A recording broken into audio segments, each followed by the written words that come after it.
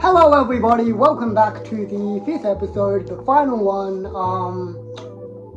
Let's get into it. So we went on a tour, another one, around places. Basically, it was up to the northeast of Seoul, in total about 100 kilometres away, into the mountainous area, which was really, really beautiful. Lots of beautiful trees and flowering bushes and little wildflowers and things, and quite steep valleys. And basically, it seemed like the people just lived in the valleys. So they cultivated the valleys for little, quite by our standards, quite small farms, but there was a lot of them growing rice and growing vegetables. Yeah. Firstly, we went to Kancheon Rail Park, which is sort of like, think of a big car, a pedal car. All of us sat in it. We met some British people who sat with us, and it was really nice. You got to go through the mountainside, went through a couple tunnels. One had bubbles. Another one had sort of like, looked like diamond lights, LED lights on the ground. It looked sparkly like a diamond. And another one was a bit of a party tunnel that had neon lights and colours. Had bass music playing. A bit of It was very good. So after the rail park thing, we went to a place called Nami Island. This is a map of it. As you can see, it's not that big. It's only about 1.5 kilometres long. The history of it is it used just to be a hunk of sand and pebbles and stuff in the river. They dammed the river and caused a lake, and that turned it into an island.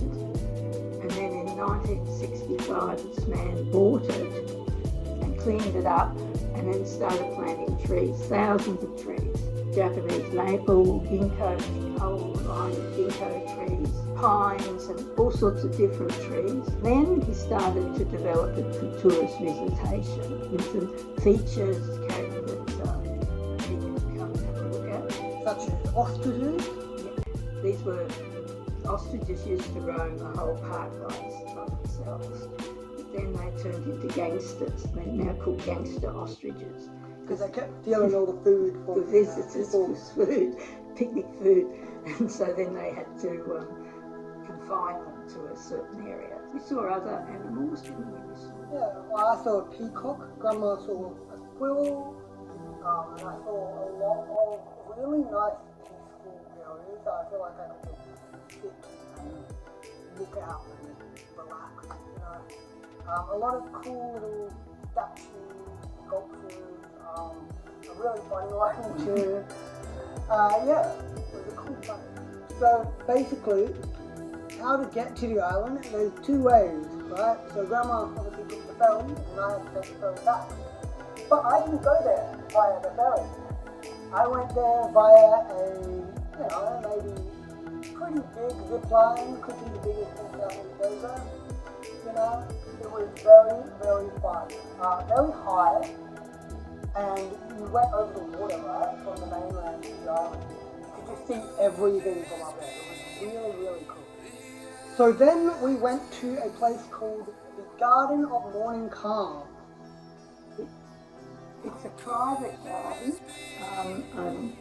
Our group just did the walk around the bottom part of it and saw different, divided up into different garden areas. So there was a Korean garden, typical Korean type garden. There was a sunken garden. There was different other sorts of gardens, quite a few with water in them, like waterfall. I decided that I would go to the top of it, where there was a little church. So you could walk up there. I think it took me maybe 5 minutes to get there. It's not a big garden at all. But yeah, it was really nice. The main feature when we were there at that time of year was the peonies. Big peony flowers, really bright colours, pinks and whites and darker colours all around the place, everywhere you went.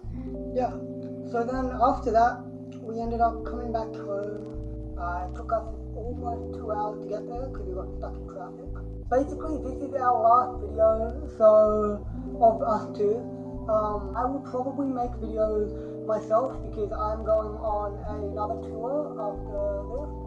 Stay tuned. Because I said 뭐가 되려고 I don't wanna 이래 갖고 you can get a job